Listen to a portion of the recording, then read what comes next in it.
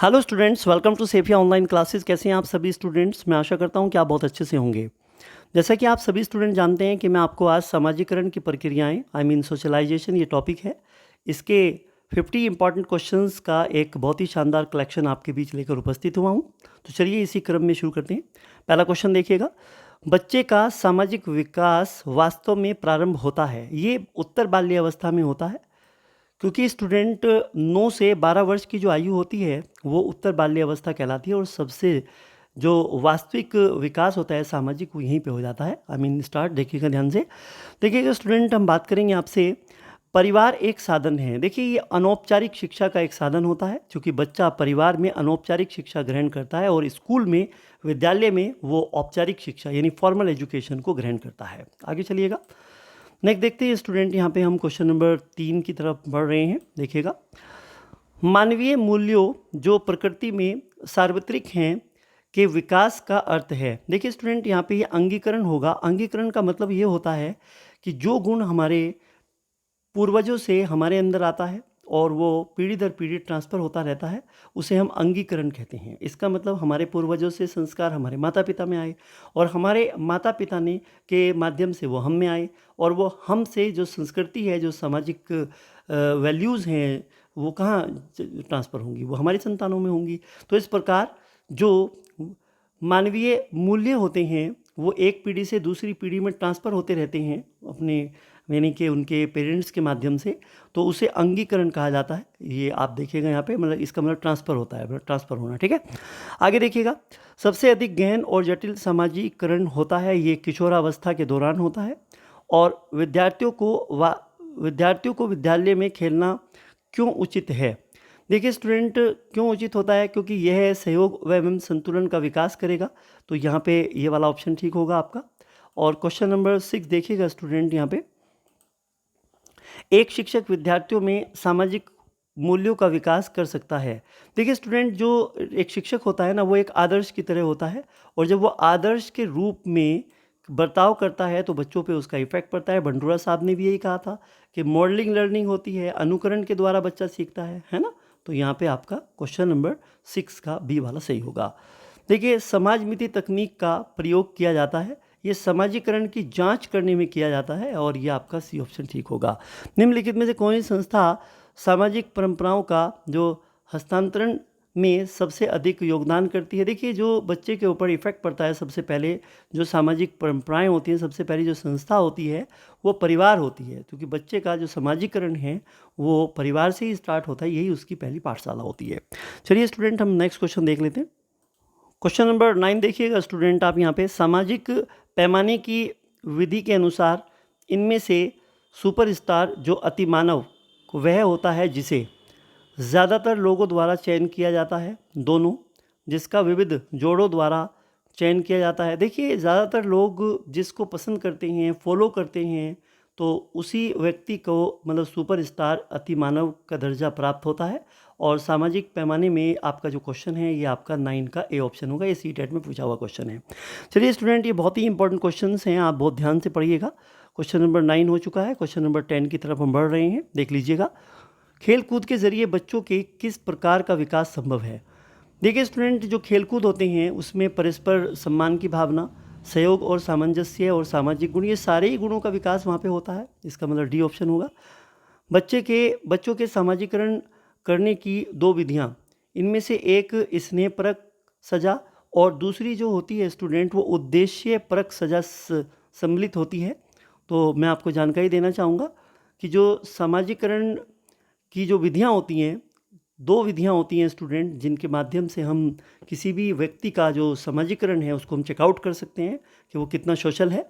तो एक तो उसमें स्नेहपरक सजा होती है, और एक उसके अंदर क्या है कि उद्देश्य परक सजा सम्मिलित होती है। मतलब क्या है कि जो सामाजिकरण होता है स्टूडेंट, उसका जो इफ़ेक्ट है वो बच्चों के ऊपर सकारात्मक भी पड़ता है और उसके बच्चों के ऊपर नकारात्मक भी पड़ता है। तो इन दोनों चीज़ों को चेकआउट करने के लिए, ठीक है, तो ये दो विधियाँ सामने आई हैं जो मनोवैज्ञानिकों ने बताई हैं, इसको ध्यान रखिएगा। क्वेश्चन नंबर 11 का बी ऑप्शन ठीक है। सामाजिकरण वह प्रक्रिया है जिसे बच्चा व वयस्क सीखते हैं, ठीक है। तो अब आपको बताना है कि जो ऐसी प्रक्रिया मतलब वयस्क भी सीखते हैं और सामाजिक बच्चे भी सीखते हैं। तो बच्चे परिवार से भी सीखते हैं और विद्यालय से भी सीखते हैं और जो हमारे श्रेष्ठ जन होते हैं उनसे भी सीखते हैं हम, तो इसका मतलब उपयुक्त सभी होगा। सामाजिक अधिगम आरंभ होता है। देखिए स्टूडेंट, सामाजिक अधिगम जो सोशल लर्निंग होगी वो कहाँ से शुरू होगी बताइए आप। देखिएगा, भीड़ से अलगाव से अलग रहेंगे तो कैसे होगी? दृश्य श्रवण सामग्री नहीं, संपर्क से होगी। जितना हम लोगों से कांटेक्ट करेंगे, संपर्क में आएंगे, उसी से तो सामाजिक अधिगम होगा, हम लोग सीखेंगे। और शिक्षा के संदर्भ में सामाजिकरण से तात्पर्य क्या है? देखिए, शिक्षा के संदर्भ में सामाजिकरण से तात्पर्य क्या होना चाहिए? सामाजिक वातावरण में अनुकूलन और समायोजन, सामाजिक मानदंडों का सदैव अनुपालन करना, अपने सामाजिक मानदंड बनाना, समाज में बड़ों का सम्मान करना। देखिए स्टूडेंट, आपको ना यहाँ पे शिक्षा के परिप्रेक्ष्य में इसका आंसर ढूंढना है और ये बहुत ही इंपॉर्टेंट क्वेश्चन है। कई बार क्वेश्चन में ये क्वेश्चन आपके एग्जाम में रिपीट होता है, तो आपको इसको बहुत ध्यान से देखना है। देखिए, सामाजिक वातावरण में अनुकूलन और समायोजन की अगर हम बात करेंगे स्टूडेंट, तो जो शिक्षा है हमें वो ये ज़्यादा सुटेबल आंसर रहेगा। देखिए, अपने सामाजिक मानदंड बनाना अपने आप तो नहीं बना पाएंगे हम, क्योंकि समाज के जो मानदंड होते हैं वो सभी की सहमति से बनते हैं, वो सभी को फॉलो करने होते हैं, ठीक है। चलिए, इसी प्रकार यहाँ पे आप देखिएगा, बड़ों का सम्मान करना, तो ये सीमित हो गया दो लोगों के बीच, गलत हो गया। सामाजिक मानदंडों का सदैव अनुपालन करना, तो ये वाला सही नहीं है। यहाँ पे ये सामाजिक वातावरण में अनुकूलन और समायोजन करना मतलब एडजस्टमेंट सीखना, तो ये वाला सही होगा। क्वेश्चन नंबर 15 देखिएगा स्टूडेंट, आपके लिए बहुत ही इंपॉर्टेंट क्वेश्चन है ये। क्वेश्चन नंबर 15 है, आप देख लीजिएगा यहाँ पर। छोटे शिक्षार्थियों को कक्षा कक्ष में समवयस्कों के साथ अंतःक्रिया करने के लिए प्रोत्साहित करना चाहिए, जिससे क्यों करना चाहिए भाई? देखो, शिक्षक कक्षा कक्ष को बेहतर तरीके से नियंत्रित कर सकें, नहीं, एक दूसरे प्रश्नों के उत्तर सीख सकें। देखिए स्टूडेंट, यहाँ पे जो बात हो रही है ना, यहाँ पे बात हो रही है कि छोटे शिक्षार्थियों को कक्षा कक्ष में समवयस्कों के साथ अंतःक्रिया करने के लिए प्रोत्साहित करना चाहिए, जिससे वे पढ़ने के दौरान सामाजिक कौशल भी सीख सके, मतलब उनके अंदर सोशलाइजेशन भी आ सके। ये तो ठीक होगा, मतलब कि हमें उन्हें टीचिंग के साथ साथ सोशलाइजेशन भी सिखाना है, क्योंकि वो छोटे बच्चे हैं, ठीक है। चलिएगा, क्वेश्चन नंबर आपका 16 है स्टूडेंट, देखिएगा आप यहाँ देखिए। शिक्षकों को यह सलाह दी जाती है कि वे अपने शिक्षार्थियों को सामूहिक गतिविधियों में शामिल करें, क्योंकि सीखने को सुगम बनाने के अतिरिक्त ये में भी सहायता करती है। देखो, जो शिक्षा होती है ना, वो बच्चे को साथ साथ, शिक्षा के साथ साथ उसको सामाजिकरण भी वहाँ पे सीखने को मिलता है, क्योंकि उसका सर्कल वहाँ पे बनता है, तो इंट्रैक्शन होता है ज़्यादा, तो उसका मतलब सामाजिकरण में भी सहायता करती है। तो ये होगा यहाँ पे। निम्नलिखित में से किसको विद्यालय में सामाजिकरण की विशिष्ट अवस्था माना जाता है? देखिए, ये बाल्य अवस्था को माना जाता है। ये क्वेश्चन नंबर 17 को मैं एक बार एक्सप्लेन करना चाहूँगा। देखिए, सामाजिकता का जो सर्वाधिक विकास होता है वो बाल्यावस्था में होता है, इसलिए कि बाल्यावस्था को सामाजिकरण की विशिष्ट अवस्था भी माना जाता है। क्योंकि अगर आपने यहाँ पे देखिएगा, ये विशिष्ट अवस्था है, जब मैंने आपको ये टॉपिक पढ़ाया था ना, बाल्यावस्था, पढ़ लीजिएगा प्लेलिस्ट में जाकर, तो वहाँ पे इसको विशिष्ट अवस्था भी बताया गया है, तो ये बाल्यावस्था होगा, ठीक है। क्वेश्चन नंबर 18 आप देखिएगा, क्वेश्चन नंबर 18 देखिएगा। बालक का सामाजिकरण किससे संबंधित नहीं है? देखिए, औपचारिक तथ्यों को प्रदर्शन करना, वे प्रक्रियाएं जो तुरंत हो जाती हैं, आदर्श आकांक्षाओं की गंभीरता से लेना, आधारभूत मूल्यों को परिवर्तित करने से। देखिए, वे प्रक्रियाएं तुरंत हो जाती हैं, तो सामाजिकरण का उससे संबंधित नहीं है। भाई, ये जो तुरंत हो जाती हैं उससे उसका क्या संबंध होगा? समाज का नहीं होगा ना। इसका मतलब ये तो एक प्रक्रिया है और निरंतर चलती रहती है, और ये स्टेप बाय स्टेप चलती है, तुरंत नहीं आता सामाजिकरण, इट टेक्स टाइम। चलिए, क्वेश्चन नंबर 19 हम देखेंगे। क्वेश्चन नंबर 19 देखिएगा। बच्चों में, यहाँ देखो, बच्चों के सामाजिक विकास में जो खेल होते हैं ना, खेल का विशेष महत्व होता है।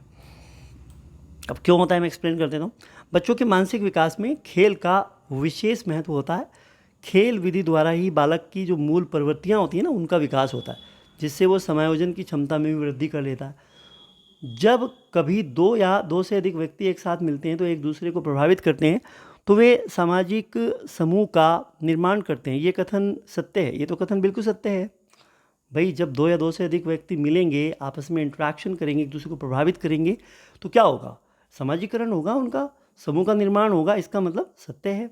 चलिएगा, क्वेश्चन नंबर 21 देखिएगा। क्वेश्चन नंबर 21 देखिए। निम्नलिखित में से कौन सा विद्यालय का मुख्य कार्य नहीं है? ये क्वेश्चन नंबर 21 बहुत ही इंपॉर्टेंट है, आप इसको बहुत ध्यान से देखिएगा स्टूडेंट। जी हाँ, देखिए, विद्यालय संपूर्ण बालक का उसके उच्चतम स्तर तक विकसित करते हैं। विद्यालयों में उसका मतलब कि उच्चतम स्तर तक विकास होता है। विद्यालय हमारी सांस्कृतिक विरासत को संरक्षित व प्रेषित करते हैं। विद्यालय सांस्कृतिक परिवर्तनों के लिए यंत्र का कार्य करते हैं, बिल्कुल करते हैं।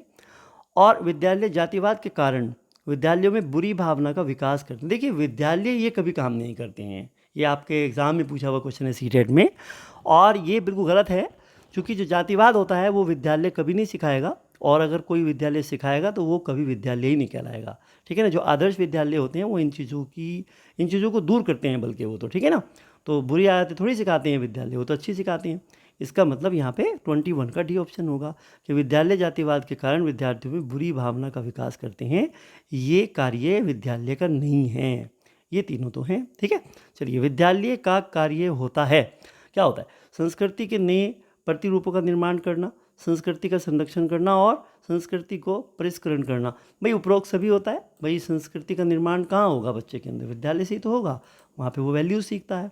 क्वेश्चन नंबर 23 है, संस्कृति पर शिक्षा का क्या प्रभाव पड़ता है? देखिए स्टूडेंट, ये क्वेश्चन वही रिपीट हो गया है, मतलब यहाँ पे भी आपका डी ऑप्शन होगा, ये पहले ही मैंने करा दिया है क्वेश्चन, वही वाला सेम क्वेश्चन है ये, क्योंकि संस्कृति का परिष्करण और ये सब वही बातें हैं, सेम क्वेश्चन है, थोड़ा सा लैंग्वेज इसकी चेंज हो गई है, बाकी सेम क्वेश्चन है ये, ठीक है। सामाजिक परिवर्तन का जो सर्वाधिक कार्यकारी कारक है वो क्या है? देखिए, क्वेश्चन नंबर 24 की अगर मैं आपसे बात करूँगा ना स्टूडेंट, तो यहाँ पे जो शिक्षा होती है ना वो होगा, क्योंकि सामाजिक परिवर्तन अगर किसी के अंदर आएगा ना, तो वो सबसे ज़्यादा जो फैक्टर होगा उसके लिए इम्पॉर्टेंट वो शिक्षा होगा। क्यों होगा भाई? देखिएगा, क्योंकि सामाजिक परिवर्तन का जो शिक्षा होती है ना, शिक्षा ही बालक में सामाजिक गुणों का विकास करती है, समाज में आई जो त्रुटियाँ होती हैं वो उनको दूर करने का प्रयास करती है, ठीक है।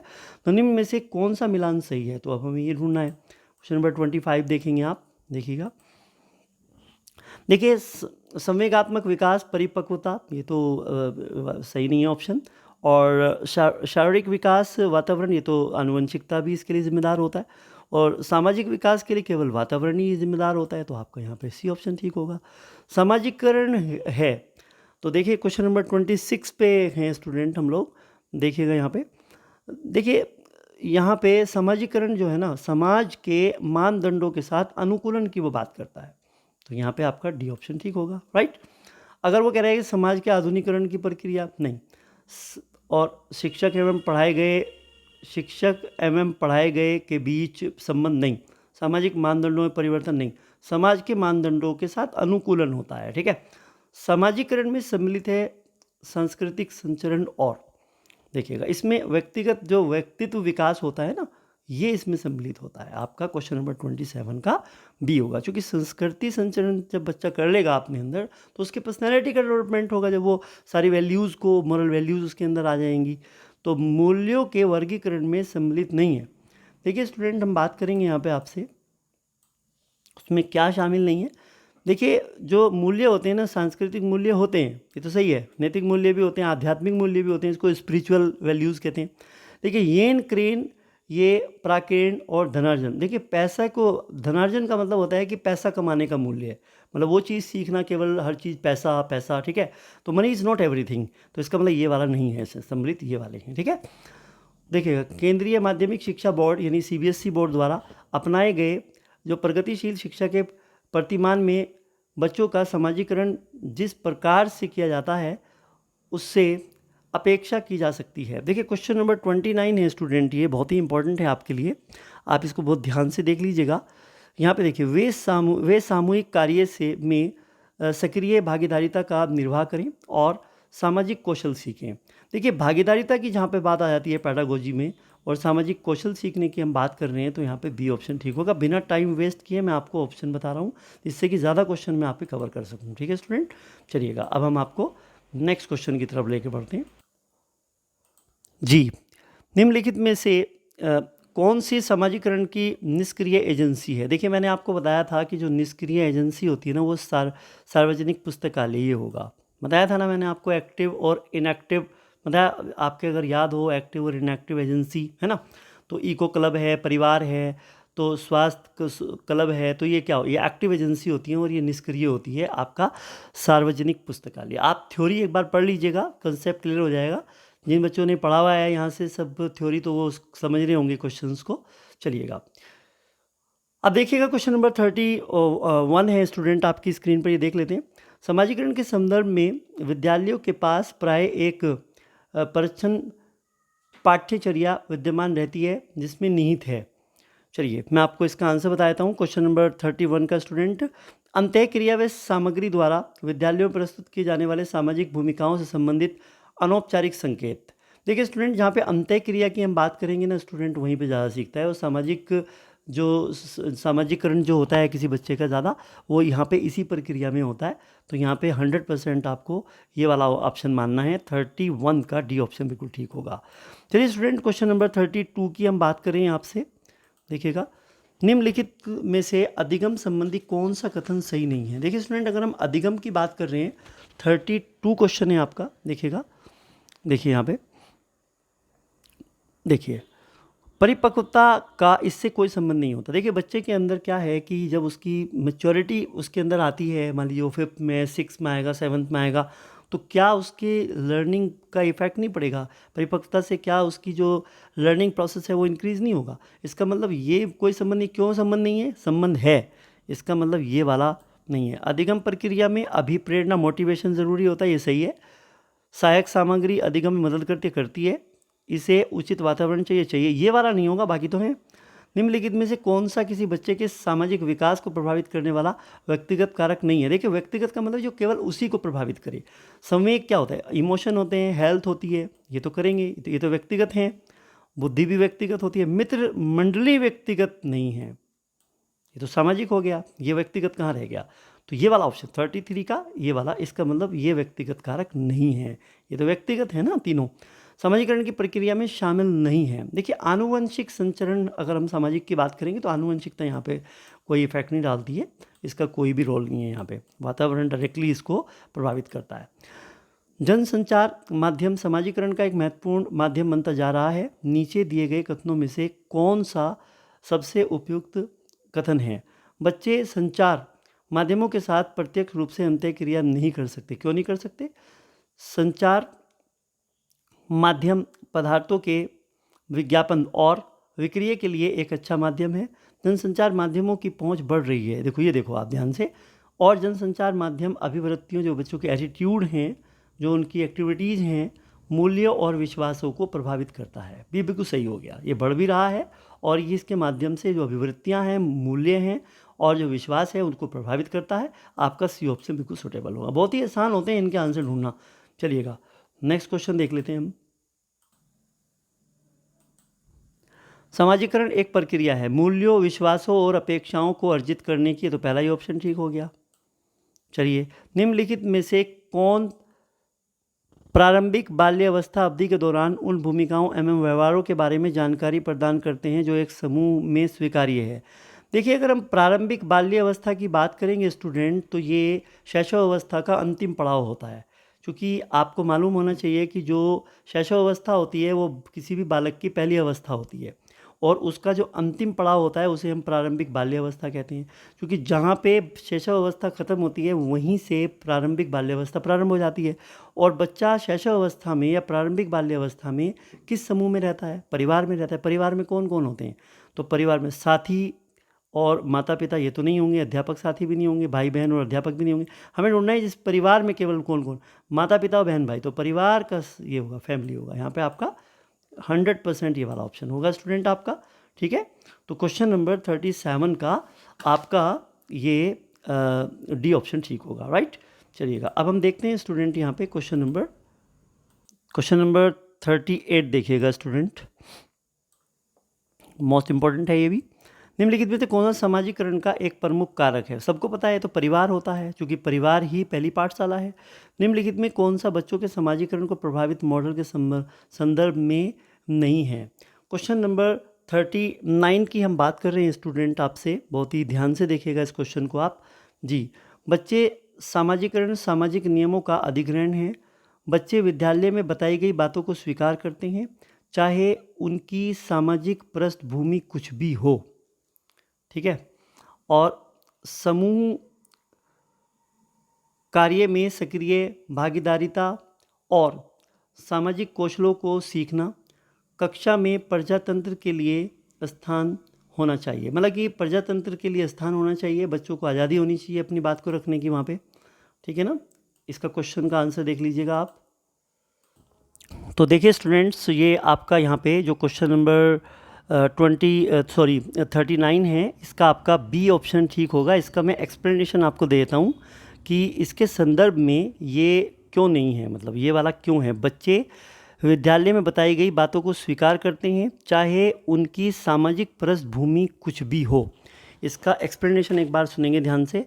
देखिए बच्चों, होता क्या है कि समाजीकरण का जो प्रगतिशील मॉडल होता है वो वही होता है जिसमें व्यक्ति बालक स्वतंत्रतापूर्वक और सरलतापूर्वक सहभागी बन सके, मतलब पार्टिसिपेट कर सके और सामाजिक कौशलों को सीख सके।